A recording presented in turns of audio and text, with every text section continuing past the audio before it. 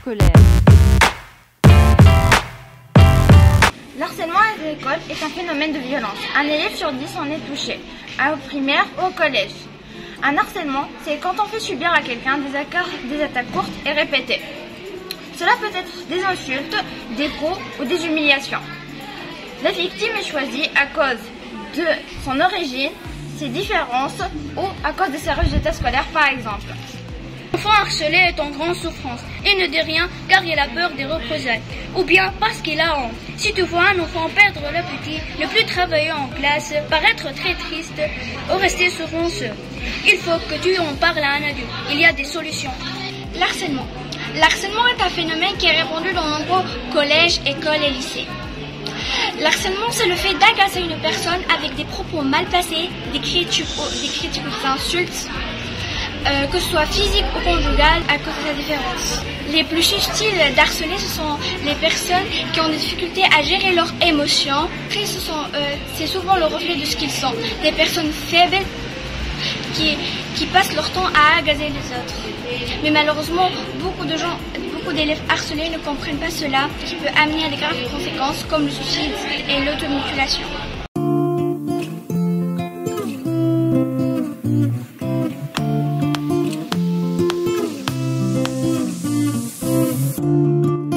Pour agir contre l'harcèlement, il faut défendre la victime, convaincre l'agresseur, écouter la victime, ne pas participer aux représailles, ne pas rire, soutenir la victime.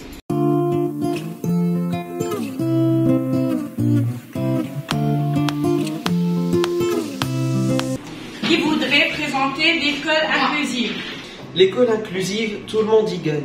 L'école inclusive accueille tous les enfants, qu'ils soient ou non handicapés, et met en place des solutions adaptées aux besoins particuliers de chaque élève. Chacun doit s'y sentir bien pour progresser à son rythme et selon ses capacités. C'est un lieu d'échange et de partage. Apprendre à l'école, c'est aussi s'entraider les uns les autres. Toute façon d'apprendre est bonne, chacun sa façon de progresser. Tout le monde peut avoir à tout moment besoin de soutien. L'école est une micro-société qui, par la diversité, permet à ses élèves de bien s'identifier. Le collégien est le citoyen de demain.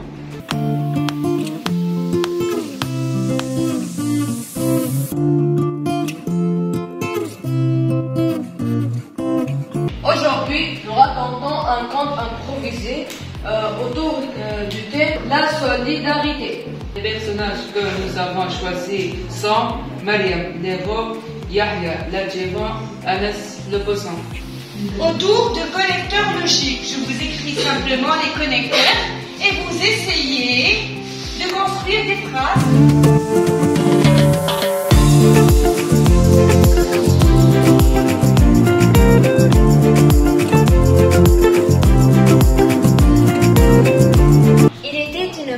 Mariam avait intégré un nouveau collège. Elle était triste pour déménager avec ses parents. Pourtant, ses professeurs ont essayé de l'aider à avoir sa place. Anas l'a soutenu auprès des autres camarades.